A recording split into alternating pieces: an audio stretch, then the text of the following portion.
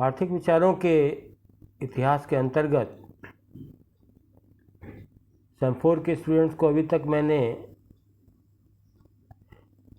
वैश्विक स्तर पर दूसरे देशों में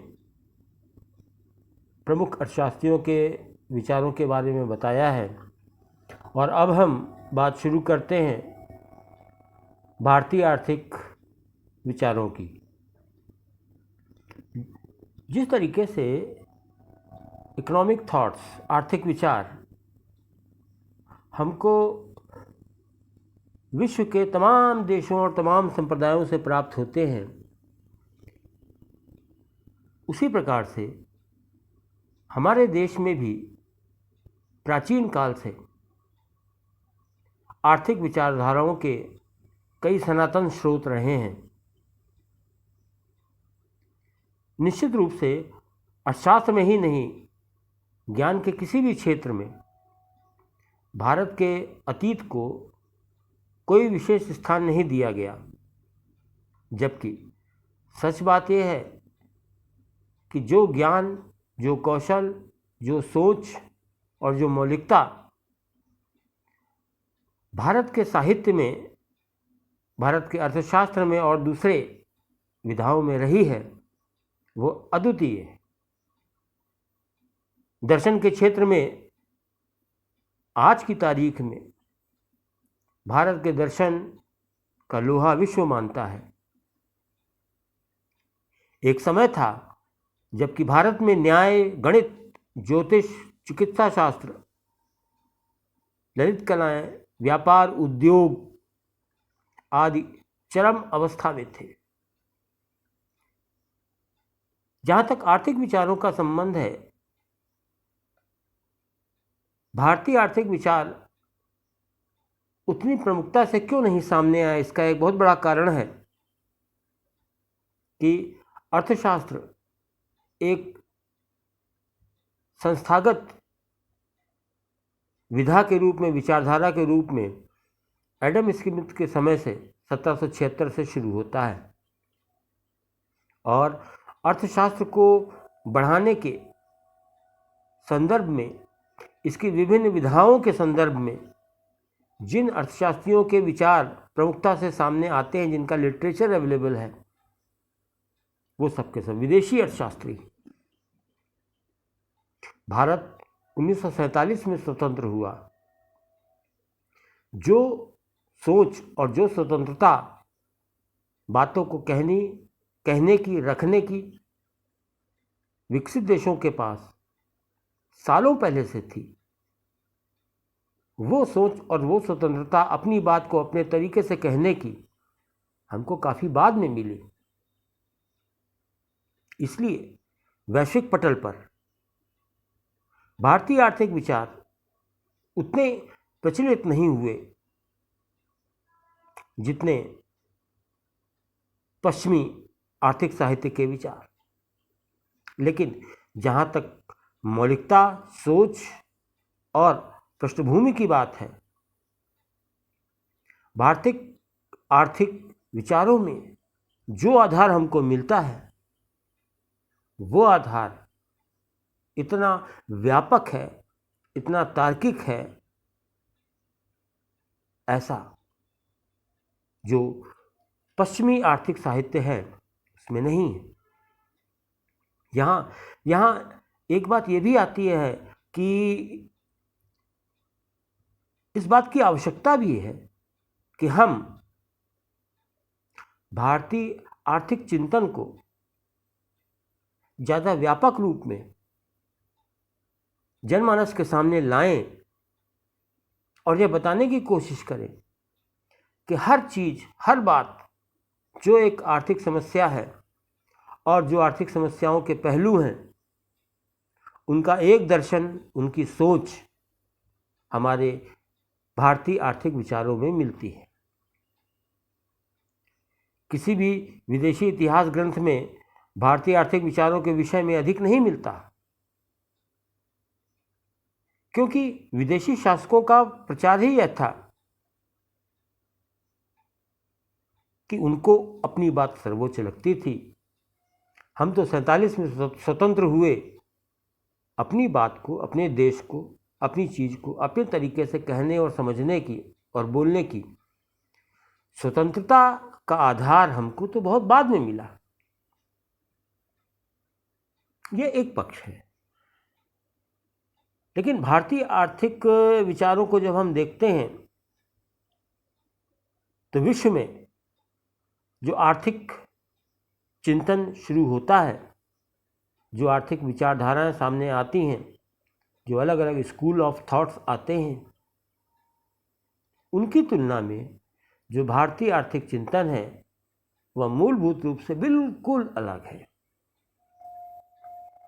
जैसे जब हम भारतीय आर्थिक विचारों की विशेषताओं को देखते हैं तो पहली विशेषता हमको मिलती है कि जो पारंपरिक रूप से हमारा आर्थिक चिंतन है उसमें अर्थ को बहुत अधिक महत्व नहीं दिया गया। भारतीय परंपरा में अर्थ या धन को संपूर्ण जीवन से अलग नहीं माना गया, परंतु अर्थ को सर्वाधिकार नहीं दिए गए। भारत में अर्थ कभी भी साध्य नहीं रहा, सदा एक साधन के रूप में इसको स्वीकार किया गया। इसका परिणाम अर्थशास्त्र के विकास की दृष्टि से हो सकता है बहुत भौतिकवादी प्रगति का ना आ पाया हो, लेकिन धन को कभी भी भारतीय आर्थिक चिंतन में सर्वोपरि नहीं माना गया। दूसरी बात, भारतीय आर्थिक चिंतन आदर्श त्याग की बात करता है, भोग की नहीं। New classical schools of thought में जब हम अल्फ्रेड मार्शल, जो new classical school of thought के संस्थापक थे, उनकी विचारधारा को लेते हैं और new classical theory marginal utility analysis, जहां उन्होंने कहा कि उपयोगिता गणनावाचक है, यूटिलिटी इज कार्डिनल, वहाँ से कंजम्पशन थ्योरी की शुरुआत होती है। जो मनुष्य, जो एक उपभोक्ता है, जब उसके ऑब्जेक्टिव को हम बेसिक एजम्पशंस में पढ़ते हैं तो पहला एजम्पशन आता है कंज्यूमर इज रेशनल। और जितने भी सिद्धांत हमारे सामने उसके बाद आए, मार्जिनल यूटिलिटी एनालिसिस, हिग्स का इंडिफरेंस का एनालिसिस, रिवील्ड प्रेफरेंस थ्योरी, आगे सब में एक बात आई कि उपयोगिता विवेकवान है। और विवेकवान होने का अर्थ ये हुआ कि वो जो कुछ भी बाजार में क्रियाएं करता है अपने संसाधनों को देखकर, उसका उद्देश्य होता है कि वो ऐसा करे जिससे उसकी संतुष्टि अधिकतम हो सके, to derive maximum utility, this is the objective. अपने संसाधनों को ऐसे उपयोग में लाना जिससे मुझको ज़्यादा से ज़्यादा संतोष मिले, ये पाश्चात्य आर्थिक चिंतन है। इसके विपरीत जब हम भारतीय आर्थिक चिंतन की ओर जाते हैं तो वहाँ हमको गीता से लेकर तमाम साहित्यों में यह मिलता है कि हमारा संतोष किसमें है, हमारी सोच किसमें है कि मेरे पास अगर ज़्यादा से ज़्यादा संसाधन है तो उसका उपयोग हम दूसरों के लिए करें। जितना हम दूसरों के लिए उसका उपयोग करेंगे, जितना हम त्याग करेंगे, उतना ज़्यादा हमको संतोष मिलेगा। पाश्चात्य आर्थिक चिंतन कहता है अपने संसाधनों का जितना ज़्यादा कंजम्पशन आप अपने लिए करेंगे उतना ज़्यादा आपका संतोष होगा, यही उद्देश्य है। लेकिन भारतीय आर्थिक चिंतन इस बात को कहता है जो कुछ भी आपके पास है उसका उपयोग आप ऐसे करें जिससे कि दूसरों को ज़्यादा से ज़्यादा फायदा हो। और यह जो त्याग है, यह जो सोच है, जितना ज़्यादा सेक्रीफाइस उतना ज़्यादा सेटिस्फैक्शन। एक satisfaction from consumption, own benefit, एक सेटिस्फैक्शन फ्रॉम गिविंग, त्याग करने से। ये दूसरी बात है जो भारतीय आर्थिक विचारों की एक बहुत ही अमूल्य विशेषता के रूप में चिन्हित की जाती है। तीसरी बात कि जो भारतीय आर्थिक चिंतन है वो साइंटिफिक प्रिंसिपल्स पर बेस्ड नहीं है, वो नॉर्मेटिव इकोनॉमिक्स पर आधारित नहीं है। नॉर्मेटिव इकोनॉमिक्स अर्थशास्त्र का सैद्धांतिक पक्ष है। पाश्चात्य चिंतन में हमको ये बातें मिलती हैं। कंज्यूमर का ऑब्जेक्टिव सेटिस्फैक्शन मैक्सिमाइजेशन, प्रोड्यूसर का ऑब्जेक्टिव प्रॉफिट मैक्सिमाइजेशन, उद्यमी वो लाभ को अधिकतम करना चाहता है। ये जो सोच है, ये जो विचारधारा है, ये पॉजिटिव इकोनॉमिक्स की है। लेकिन जो भारतीय आर्थिक चिंतन है वह जिस चीज़ पर केंद्रित है, जिस पर आधारित है, उसकी सोच का मूल जो है वो है नॉर्मेटिव इकोनॉमिक्स, जिसको हम कह सकते हैं कि भारतीय सोच में जो अर्थनीति है वो सैद्धांतिक या पॉजिटिव नहीं है, वो नॉर्मेटिव या वेलफेयर ओरिएंटेड है। अर्थात जो भी आर्थिक क्रियाएं हों, चाहे वो हम कंज्यूमर की बात करें, चाहे वो हम प्रोड्यूसर की बात करें, चाहे हम एंटरप्रेन्योर की बात करें, सभी की क्रियाओं का जो उद्देश्य होना चाहिए वो सोशल वेलफेयर, जनमानस, लोगों का कल्याण, सबका भला। ये आर्थिक नीतियों का, आर्थिक क्रियाओं का और जो इकोनॉमिक एजेंट्स हैं उनके जो काम है उसका उद्देश्य होना चाहिए। सो भारतीय आर्थिक चिंतन में हम पॉजिटिव इकोनॉमिक्स, सैद्धांतिक अर्थशास्त्र को नहीं बल्कि नॉर्मेटिव इकोनॉमिक्स या कल्याणकारी अर्थशास्त्र को प्रमुखता देते हैं और मानते हैं। भारतीय आर्थिक चिंतन में शोषण का विरोध है। जो भी कार्य हो, economic agents, producer, consumers, entrepreneurs जो भी काम करें उनके कार्य इस प्रकार के होने चाहिए जो शोषण को और आर्थिक विषमताओं को जन्म न दें, शोषण को और आर्थिक विषमताओं को न बढ़ाएं। भारत में अनादिकाल से दान, उदारता, दयालुता को महत्वपूर्ण माना गया। भारतीय पुराणों में ऋषि दधीच, हरिश्चंद्र, महारथी कर्ण आदि लोगों के तमाम उदाहरण हैं, तमाम तरीके की ऐसी कथाएं प्रचलित हैं जहां इस बात को प्रमुखता दी गई है कि त्याग, दान यह प्रमुख है, शोषण की तो बात ही नहीं, किसी का कुछ ले लेने की तो बात ही नहीं। तो भारतीय इंडियन इकोनॉमिक थिंकिंग का एक जो और बेस है वो ये है, यह उदारतावादी है, ये सबके कल्याण की बात करता है। यहाँ शोषण का और आर्थिक विषमताओं का कोई स्थान नहीं। इस तरीके की जो भारतीय आर्थिक चिंतन है उसके कई स्रोत हैं। इंडियन इकोनॉमिक थॉट कहाँ से है? हमको इंडियन इकोनॉमिक थॉट के संदर्भ कहाँ से मिलते हैं? कई स्रोत हैं। पहला स्रोत वैदिक साहित्य, वेद हैं, उपनिषद, आरण्यक ग्रंथ, कल्पसूत्र इत्यादि। वैदिक साहित्य पहला स्रोत। दूसरा स्मृति ग्रंथ, मनु, शुक्राचार्य, याज्ञवल्क्य इत्यादि। पुराण साहित्य, महाभारत, रामायण, वायु पुराण, अग्नि, वामन, विष्णु पुराण, भागवत, जातक कथाएं। चौथा प्राचीन संस्कृत साहित्य, कालिदास, वाणभट्ट, भास, शूद्रक, दंडी, इन लोगों के ग्रंथ।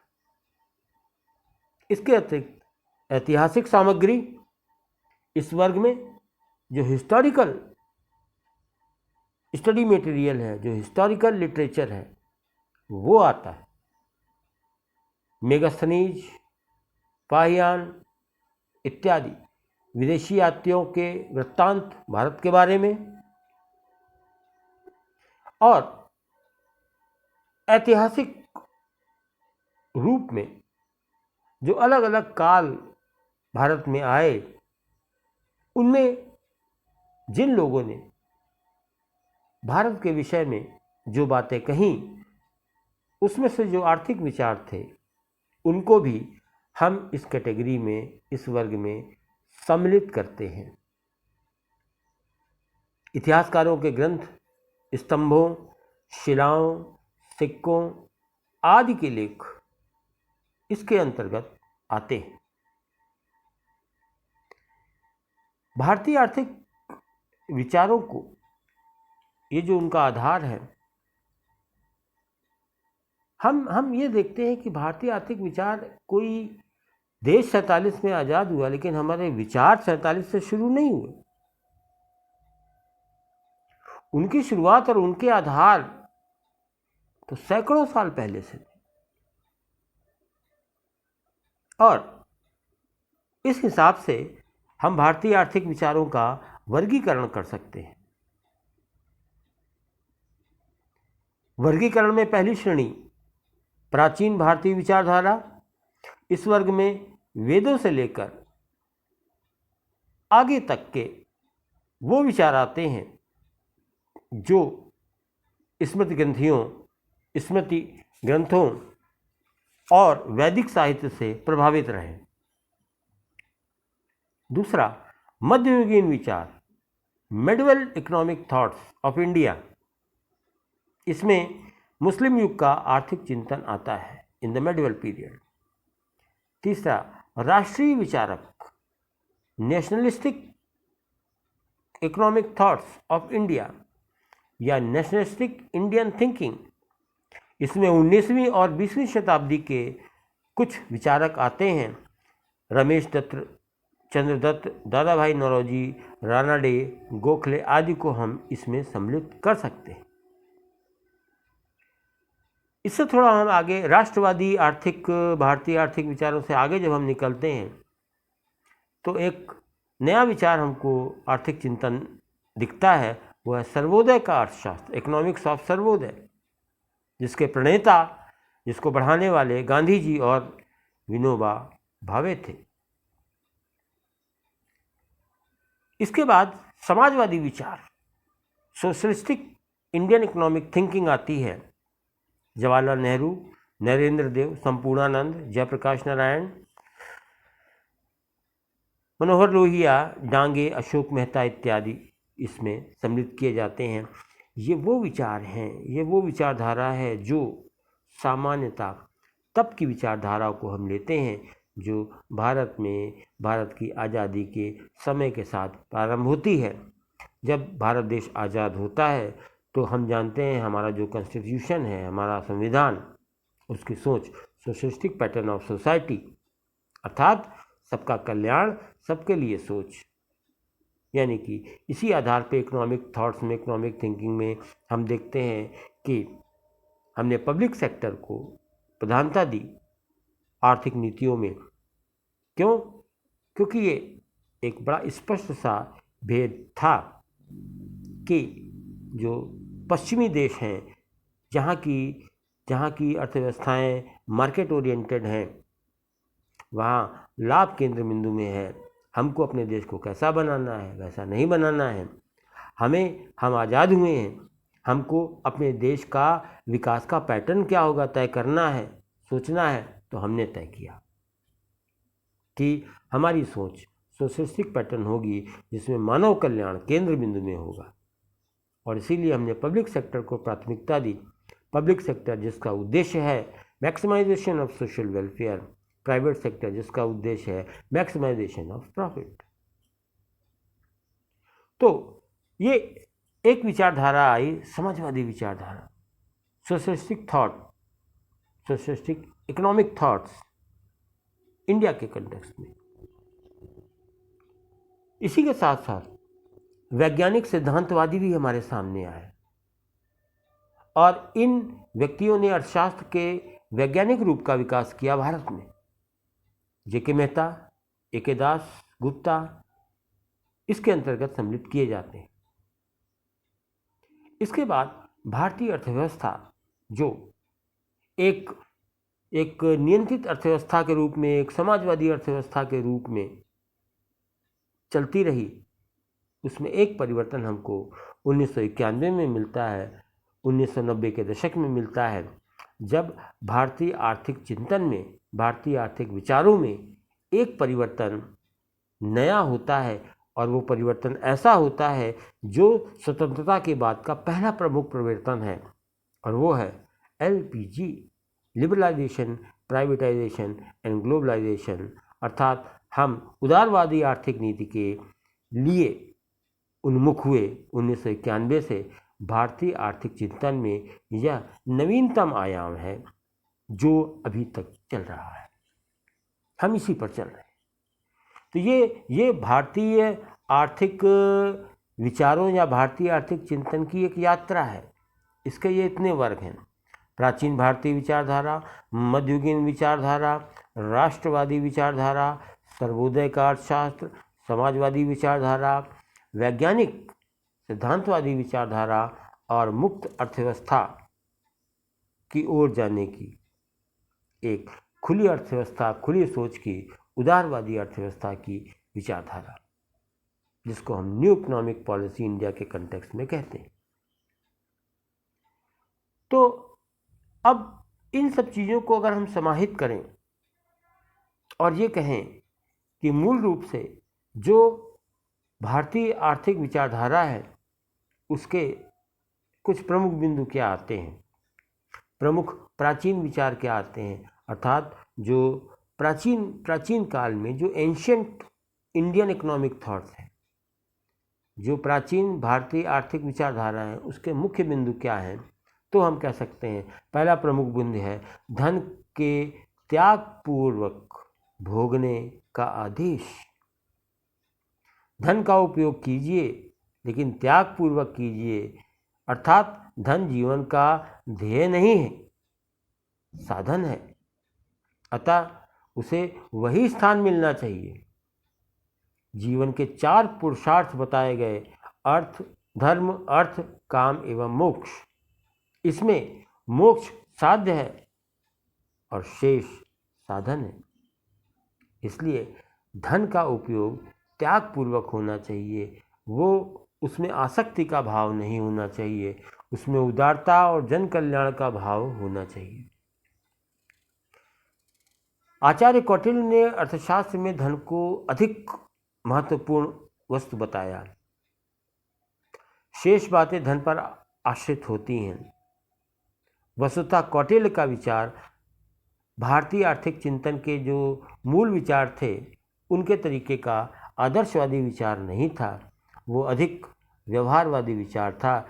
इसको कौटिल्य खुद भी स्वीकार करते हैं। दूसरा, दान का आदेश।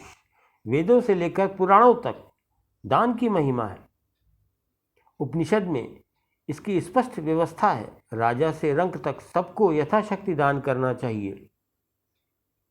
तीसरा, वर्णाश्रम के आधार पर समाज का श्रम विभाजन।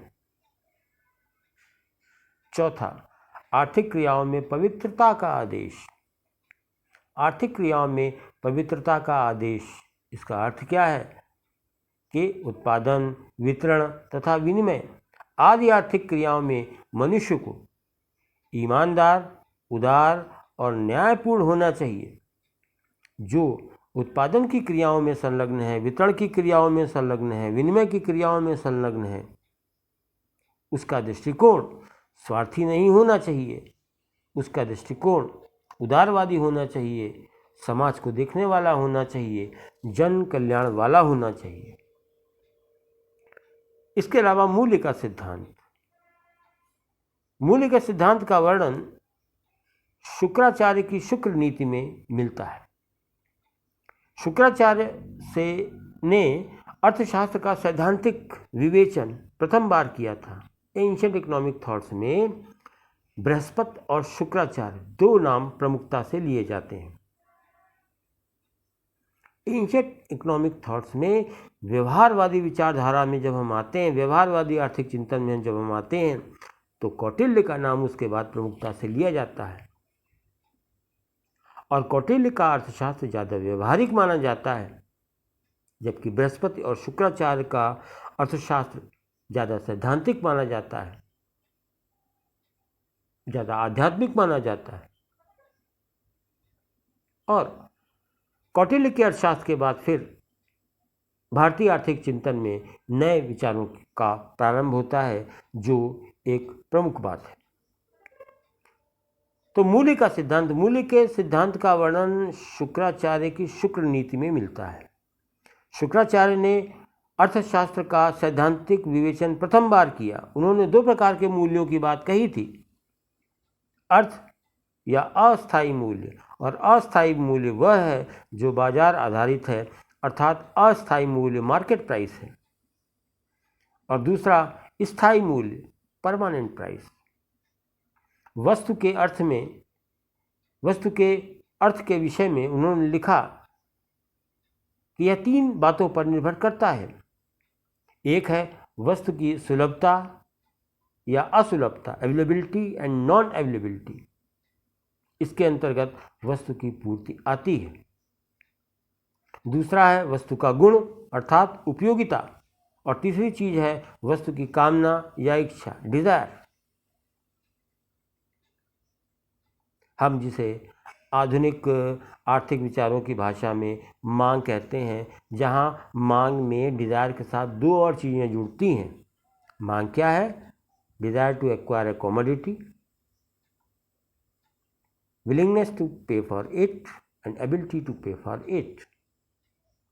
इसमें से एक बात का जिक्र शुक्राचार्य ने अपनी नीति में किया, जिसको हम कह सकते हैं कि वह आधुनिक आर्थिक चिंतन में जो मांग की परिभाषा है उसमें से एक प्रॉपर्टी है, एक गुण है। शुक्राचार्य ने लिखा है कि वस्तु के अर्थ में परिवर्तन उसके सुलभ और असुलभ होने, उसके गुण तथा उसकी कामना पर निर्भर होता है।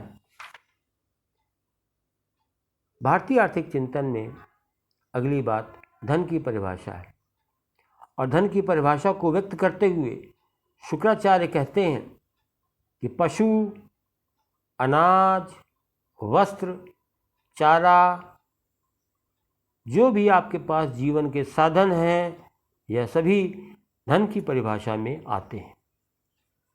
धन केवल लिक्विड मनी नहीं है, कैश नहीं है, या परिसंपत्तियां नहीं है, मकान दुकान नहीं है। धन की परिभाषा व्यापक है। वह हर चीज जो आपके काम आ रही है, और वह हर चीज जिसके बदले में आपको कुछ मिल सकता है, वह धन की परिभाषा में आता है। धन की परिभाषा भारतीय आर्थिक चिंतन में व्यापक रूप से दी गई। मजदूरी संबंधी विचार। मजदूरियों के विषय में कहा गया कि मजदूरी सौदों पर निर्भर करती है। इनमें कार्य और समय दोनों पर ध्यान दिया गया। शुक्राचार्य ने कहा कि हम अगर विस्तृत रूप में देखें तो मजदूरों के कार्यकाल, मजदूरी, पेंशन, क्षतिपूर्ति आदि सभी पक्ष विश्लेषण में महत्वपूर्ण होते हैं। लोकवित्त, पब्लिक फाइनेंस। प्राचीन भारतीय ग्रंथों में लोकवित्त, करारोपण, लोकव्यय आदि के विषय में बहुत अधिक लिखा गया है। शुक्र नीति, विदुर नीति, कौटिल्य अर्थशास्त्र आदि में इस विषय में हमको विस्तृत विश्लेषण मिलते हैं। जितना व्यापक विचारधाराएं, जितना व्यापक विश्लेषण यहाँ मिलता है, जो वास्तविक और समकालीन परिस्थितियों पर आधारित है, उतनी गंभीरता और उतनी गहराई के साथ का विश्लेषण हमको कहीं कहीं एडम स्मिथ आदि के विचारों में भी शायद नहीं मिलता। इसके अतिरिक्त प्राचीन भारतीय अर्थव्यवस्था अत्यंत विकसित एवं समृद्ध थी। उसके नियंत्रण और संचालन के लिए अनेक प्रकार के आदेश, नियम और नियंत्रण की प्रणालियां बनी हुई थीं। उद्योग, कृषि, व्यापार समुद्र यात्रा, पोतों के निर्माण, सड़कों के निर्माण, नदी, समुद्र, यातायात, पशुपालन, करारोपण, कुटीर शिल्प इत्यादि के विषय में अपार सामग्री भारतीय पुरातन साहित्य में मिलती है। भारत ने सर्वप्रथम दास प्रथा का उन्मूलन किया। भारत ने कृषि को सर्वश्रेष्ठ उद्योग माना और इसके पश्चात इस प्राथमिकता को स्वीकार करते हुए कि कृषि, किसान जीवन के लिए अत्यंत पवित्र और महत्वपूर्ण है, स्वतंत्रता प्राप्ति के बाद औद्योगिकरण की आधारभूमि भी रखी और औद्योगिकरण भी किया। आज के समय में हम देखते हैं कि भारतीय अर्थव्यवस्था कृषि, उद्योग और सेवा क्षेत्र तीनों में विकसित रूप में हमको दिखती है। जो प्राचीन आर्थिक चिंतन भारत का है उसमें बृहस्पति तथा शुक्राचार्य के आर्थिक विचार महत्वपूर्ण माने जाते हैं। एंशिएंट इकोनॉमिक थॉट्स, कौटिल्य के पहले दो नामों का जिक्र जरूर आता है, बृहस्पति तथा शुक्राचार्य के आर्थिक विचार। वार्ष्पत्य अर्थशास्त्र यह एक ग्रंथ है जिसको कहा जाता है, इसकी रचना बृहस्पति ने की। वो प्राचीन काल के दृश्यों के अनुसार, प्राचीन काल के साहित्य के अनुसार हम बहुत पीछे तक जाकर देखें तो अर्थशास्त्र के प्रथम आचार्य थे।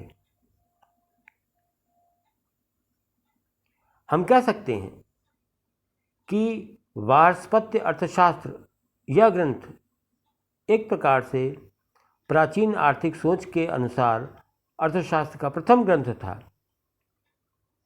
बृहस्पति संभवतः शुक्र के समकालीन थे, कंटेम्पररी थे, एक ही समय के थे। संभवतः बृहस्पति और शुक्र का समय ईसा पूर्व से 600 या 500 वर्षों के मध्य हो सकता है। जो ग्रंथ बृहस्पति ने लिखा, वार्ष्पत्य अर्थशास्त्र, यह ग्रंथ 6 अध्यायों में विभाजित है। प्रथम अध्याय जिस बात पर केंद्रित है वह है दान करना चाहिए। द्वितीय अध्याय जिस बात पर केंद्रित है वह कहता है राजा में विद्या, अर्थ और सेना का बल होना चाहिए। तीसरा अध्याय ग्रामों की सुरक्षा करनी चाहिए। चौथा अध्याय ब्रह्म मुहूर्त में उठना चाहिए और धर्म तथा अर्थ का चिंतन करना चाहिए। पांचवा अध्याय नीति से संबंधित है, साम दाम दंड भेद। इसके अतिरिक्त 3 और नीतियां हैं जिसको माया, उपेक्षा और वध कहा जाता है। छठा अध्याय अर्थ अर्जित करना चाहिए। जिसके पास अर्थ होता है उसके पास मित्र, धर्म, विद्या, गुण तथा विक्रम होते हैं। धन को उसी प्रकार अर्जित करना चाहिए जिस प्रकार जीवन में अन्य कार्य महत्वपूर्ण होते हैं। बृहस्पति के अर्थशास्त्र में देश के भूगोल का वर्णन हमें मिलता है, अर्थात उन्होंने अपने आर्थिक विचार जो दिए उसमें कहीं ना कहीं भौगोलिक स्थितियों और भौगोलिक स्थितियों के अनुसार लोगों के रहन सहन और सोच की बात सम्मिलित की जाती है। बृहस्पति प्राचीन वैदिक धर्म के अनुयायी थे। बृहस्पति के अर्थशास्त्र में हम मूल रूप से जन कल्याण की भावना देखते हैं। बृहस्पति के बाद शुक्राचार्य, जिनको हम शुक्र कह रहे थे, शुक्राचार्य के आर्थिक विचार सामने आते हैं। शुक्राचार्य को भारतीय आर्थिक विचारों का पितामह कहा जाता है, father of Indian economic thought. Kautilya ने अपने ग्रंथ अर्थशास्त्र के प्रारंभ में, जिनको हम व्यवहारवादी विचारक कहते हैं, इंडियन इकोनॉमिक थॉट के कौटिल्य, उन्होंने अपना जो ग्रंथ लिखा था इकोनॉमिक्स अर्थशास्त्र, उसके प्रारंभ में ही विज्ञान के पूर्व आचार्यों की वंदना करते हुए शुक्राचार्य एवं बृहस्पति का अभिनंदन किया था। While writing अर्थशास्त्र by Kautilya acknowledged and recognized the economic contributions of Brihaspati and Shukracharya। इसका अर्थ है, बात साफ है कि शुक्र नीति का समय कौटिल्य के अर्थशास्त्र से काफ़ी पहले था, लेकिन शुक्र नीति कौटिल्य के लिए इतना प्रासंगिक थी कि उनको लगता था कि जो बातें उन्होंने कही हैं, कहीं ना कहीं उनका स्थान और प्रासंगिकता कौटिल्य के समय चल रही समकालीन राजनीतिक और आर्थिक परिस्थितियों में है। कौटिल्य का युग ईसा से 4वीं शताब्दी पूर्व का था, लेकिन फिर भी वो शुक्राचार्य के विचारों को प्रधान मानते थे, तभी वह इनको एक्नॉलेज उन्होंने किया, उनका अभिनंदन किया। कुछ बातें हमको कौटिल्य के अर्थशास्त्र में शुक्र नीति की दिखती भी हैं। शुक्र नीति के अंतर्गत ये जो ग्रंथ है शुक्र नीति, इसमें 4 अध्याय हमें मिलते हैं। शुक्र नीति के अंतर्गत 4 अध्याय हैं। शुक्र नीति के अनुसार इस ग्रंथ में 2200 श्लोक हैं। यह ग्रंथ मुख्यतः राज्य शासन की व्यवहारिक नीति सिखाने वाला ग्रंथ है। ये एक तरीके का गाइडिंग लिटरेचर है। यह सरकारों के लिए, सरकार मतलब राजाओं के लिए दिशा निर्देशक ग्रंथ है कि जो स्टेट है, जो राजा है, उसको क्या करना चाहिए। शुक्र नीति 2200 श्लोकों पर आधारित और 4 अध्यायों में विभाजित यह ग्रंथ मुख्यतः राज्य शासन की व्यवहारिक नीति सिखाने वाला ग्रंथ है और इसमें शासन से संबंधित सभी प्रकार के पक्षों और बातों पर प्रकाश डाला गया है। कौटिल्य के अर्थशास्त्र में भी यही पद्धति अपनाई गई है, इसीलिए कौटिल्य अपनी विचारधारा या सोच में काफ़ी कुछ शुक्र की बातों से प्रभावित रखते हैं और उनकी बातें उनको प्रासंगिक अपने काल में लगीं। इसी संदर्भ में अर्थ और धन का विचार भी स्पष्ट किया गया है। कौटिल्य ने न केवल शुक्राचार्य का अभिनंदन किया, बल्कि उनके विचारों, परिभाषाओं इत्यादि को कई स्थलों पर अपने अर्थशास्त्र में ज्यों का त्यों लिख दिया, जैसा शुक्र नीति के अंतर्गत लिखा गया था। कौटिल्य का वर्गीकरण, विज्ञानों की परिभाषाएं शुक्र से बहुत मिलती जुलती हैं। वस्तुतः शुक्र और कौटिल्य दोनों ने ही कई स्थलों पर केवल परंपरागत विचारों की ही पुष्टि की है। हम कह सकते हैं कि जो शुक्र के आर्थिक विचार हैं वो भारतीय परंपरा में जो प्राचीन आर्थिक विचार हैं उसमें एक स्तंभ के रूप में है, जिसको एक व्यवहारवादी विचारक जो कि एंशिएंट इकोनॉमिक थॉट का है कौटिल्य, उसने भी कई स्थानों पर प्रासंगिक माना और स्वीकार किया और उसका उपयोग भी किया। शुक्र के आर्थिक विचारों को हम 2 वर्गों में बांटते हैं, अर्थशास्त्र की परिभाषा और क्षेत्र। शुक्र ने अर्थशास्त्र को विद्याओं में सबसे महत्वपूर्ण स्थान दिया। संभवतः शुक्र ने ही सर्वप्रथम कला एवं विज्ञान की परिभाषाएं दी थी, आर्ट एंड साइंस। उन्होंने 32 विद्याएं और 64 कलाएं प्रधान बताईं। यद्यपि सब विद्याएं और कलाएं उनके हिसाब से इतनी हैं जिनको गिनना संभव नहीं है। शुक्र के अनुसार अर्थशास्त्र के 2 भेद किए जा सकते हैं और दोनों की परिभाषाएं बड़ी स्पष्ट हैं।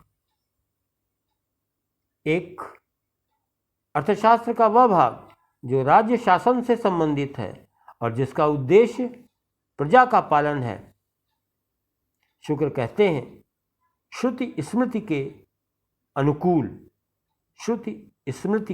अनुकूल जिसमें राजा के कार्यों का वर्णन हो और धन अर्जन करने की युक्ति बताई जाए, वह अर्थशास्त्र है। शुक्र कहते हैं, श्रुति स्मृति के अनुकूल जिसमें राजा के कार्यों का वर्णन हो और धन अर्जन करने की युक्ति बताई गई हो, वह अर्थशास्त्र है। यह अर्थशास्त्र की संभवतः पहली परिभाषा है। Father of economics, modern economic thinking में father of economics 1776 Adam Smith, ये बहुत पहले की बात है।